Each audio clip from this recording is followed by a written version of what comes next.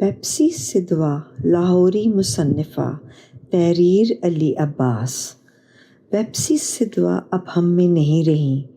ان کو ایک ایسی مصنفہ کے طور پر یاد رکھا جائے گا جنہوں نے برصغیر میں انگریزی ادب تخلیق کرنے والے ادیبوں کی ایک پوری نسل کو متاثر کیا، اور ان کے ناولوں پر نہ صرف بالی ووڈ میں فلمیں بنائی گئیں بلکہ ان کے ناول امریکہ کے کئی تعلیمی اداروں کے نصاب میں بھی شامل ہیں۔ دلچسپ بات یہ ہے کہ بیپسی نے ابتدائی تعلیم گھر پر ہی ایک اینگلو انڈین خاتون سے حاصل کی تھی، جس کی وجہ یہ تھی کہ ان کو 2.5 برس کی عمر میں پولیو ہو گیا تھا۔ ڈاکٹروں کے کہنے پر والدین نے انہیں اسکول داخل نہیں کروایا۔ وہ شکر ادا کیا کرتی تھیں کہ ان کو بچپن میں ریاضی کا مضمون نہیں پڑھنا پڑا۔ کچھ بڑی ہوئیں تو بھائی کے ساتھ کرکٹ کھیلنے لگیں۔ انہی دنوں کتابیں پڑھنے کا شوق پروان چڑھا اور پہلا ناول دی لٹل وومن پڑھا۔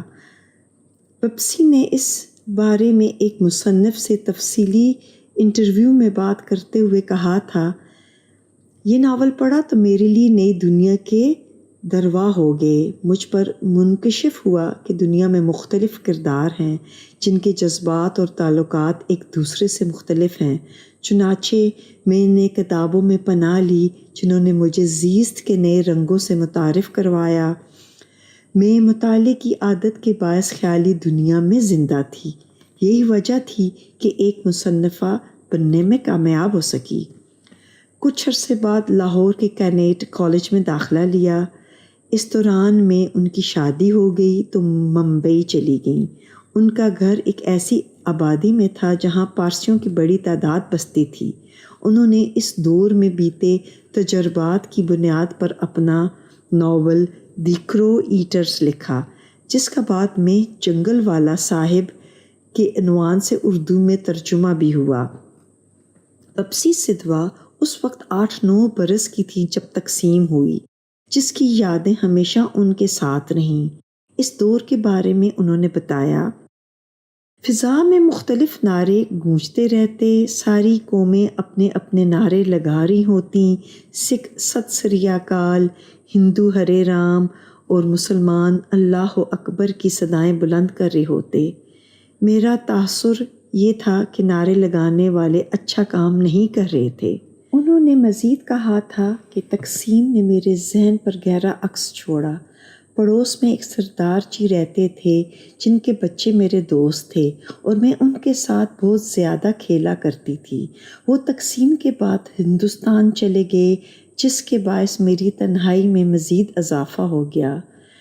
ان دنوں کا ہی ذکر ہے کہ ایک روز بلوائی نعرے لگاتے ہوئے ان کے گھر آ گئے تو گھر کے خانسامہ امام دین باہر آئے اور بلوائیوں سے کہا کہ بے وقوفو، یہ پارسی خاندان ہے، یہ ضروری نہیں کہ بنڈارا ہندو ہی ہوں۔ یوں بلوائی ان کے گھر سے چلے گئے۔ بیپسی کبھی یہ واقعہ فراموش نہ کر سکیں جو ان کے ناول کریکنگ انڈیا کی تخلیق کی وجہ بھی بنا، جس میں کینیڈین نژاد Indian film maker Deepa Mehta نے فلم ارتھ 1947 بنائی تھی، جس میں عامر خان اور نندیتا داس نے مرکزی کردار ادا کیے تھے۔ دلچسپ بات یہ ہے کہ بیپسی کا خاندان ڈین ریاست گجرات سے تھا، مگر ان کا بچپن لاہور میں گزرا اور انہوں نے ذریعہ اظہار انگریزی کو بنایا۔ اس بارے میں بیپسی نے کہا تھا کہ یہ درست ہے کہ میں نے انگریزی میں لکھا، لیکن ایک بار پنجابی کے ایک بہت بڑے نقاد نے کہا تھا کہ پنجابی زبان کی اصل مصنفہ تو بیپسی ہیں، جس کی وجہ غالباً یہ تھی کہ میری تحریروں میں اردو اور پنجابی محاوروں کا رنگ خاصا گہرا ہے۔ میرے ارد گرد گجراتی بولنے والے زیادہ لوگ نہیں تھے، جس کے باعث میرا زیادہ واسطہ اردو اور پنجابی بولنے والوں سے پڑتا، لیکن میں چونکہ بچپن سے انگریزی لکھتی اور پڑھتی رہی ہوں تو اس لیے انگریزی زبان کو ہی ذریعہ اظہار بنایا۔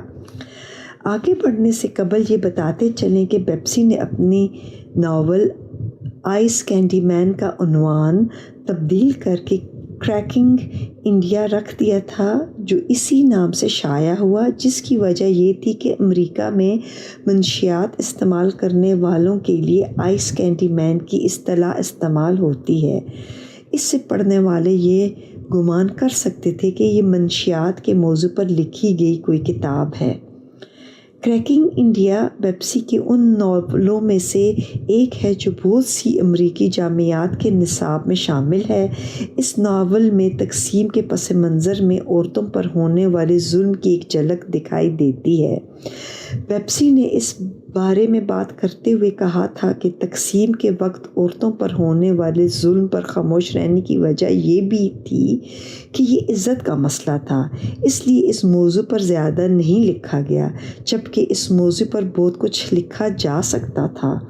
اردو میں منٹو نے بہت اچھا لکھا ہے۔ فلم گرم ہوا میں سال میں ایک مرتبہ ضرور دیکھتی ہوں۔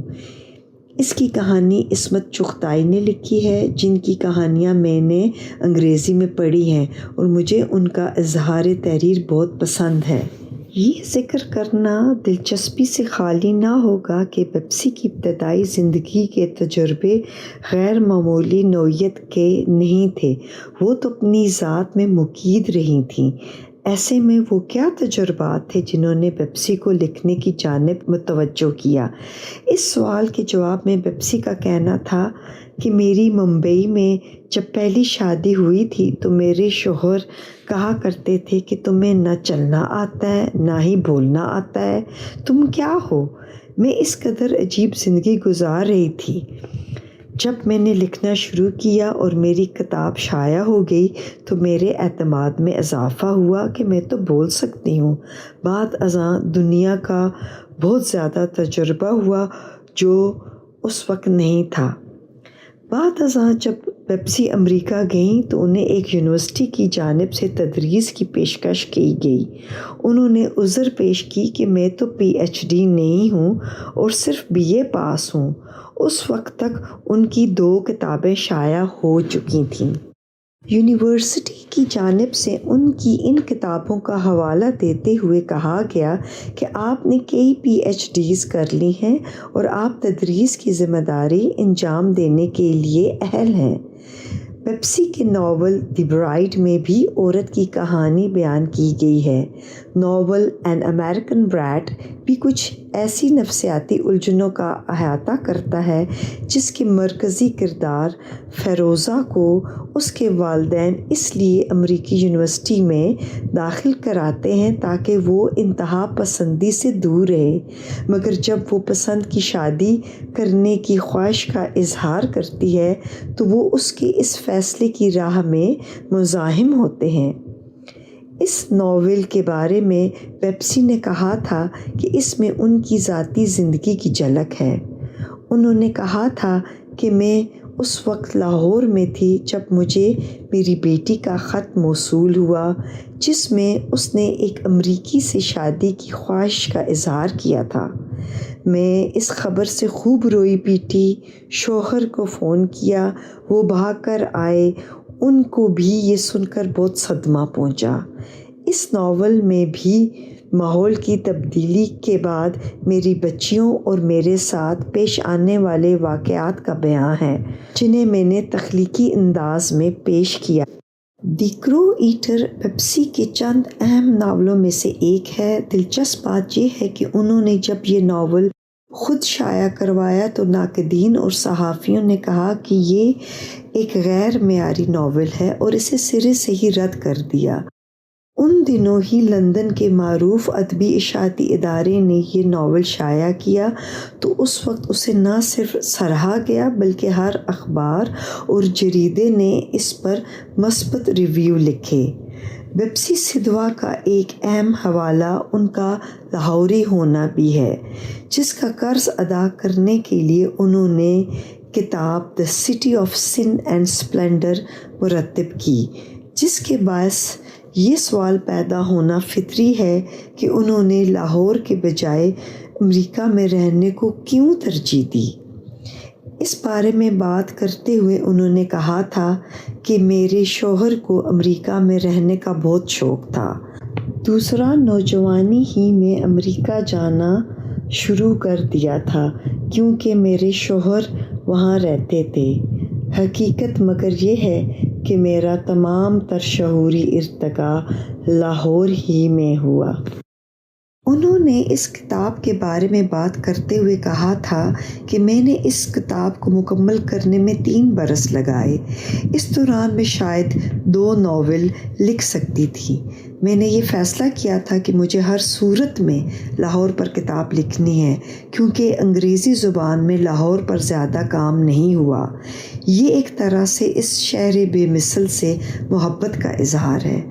پیپسی سدھوا نے خود کو صرف ناول لکھنے تک محدود نہیں کیا بلکہ انہوں نے افسانے بھی لکھے اور مختلف جرائد کے لیے وقتاً فوقتاً مضامین بھی لکھتی رہیں۔ ان کا افسانوی مجموعہ دی لینگویج آف لو کے نام سے شائع ہو چکا ہے۔ پیپسی کا کہنا تھا کہ یہ سلسلہ اتفاقیہ طور پر شروع ہوا۔ میں لندن میں تھی تو ایک ادبی جریدے کے مرید نے مجھ سے افسانہ لکھنے کے لیے کہا۔ میں نے اس کی اس درخواست پر عمل کر دیا۔ این امریکن بریٹ بھی پہلے شارٹ سٹوری ہی تھی جو شائع ہو چکی تھی، جس کے بعد کچھ اور افسانے بھی لکھے جو اس مجموعے میں شامل ہیں۔ دلچسپ بات یہ ہے کہ دیپا مہتا کی فلم واٹر پر بعد ازاں پیپسی نے اسی نام سے ناول لکھا۔ یہ ایک منفرد تجربہ تھا جب کسی فلم کی کہانی کو پیش نظر رکھتے ہوئے ناول لکھا گیا ہو، کیونکہ عموماً ناولوں پر فلمیں بنائی جاتی ہیں۔ پیپسی کا کہنا تھا کہ دیپا کی یہ شرط تھی کہ میں یہ ناول 3 ماہ میں مکمل کروں تاکہ یہ فلم کے ساتھ ہی ریلیز ہو۔ اس نے مجھے کچھ کتابیں بھی ارسال کیں۔ میں نے یہ فلم تقریباً 100 بار دیکھی ہوگی اور یہ ناول لکھنے کے لیے دن رات ایک کر دیا کیونکہ یہ کہانی میرے شعور کا حصہ نہیں تھی، لیکن اس کے باوجود میں نے یہ ناول 4 ماہ میں مکمل کر لیا اور اس وقت زیادہ حیرت ہوئی جب ناقدین نے یہ کہا کہ پہلی بار کسی فلم پر اس قدر شاندار ناول لکھا گیا ہے۔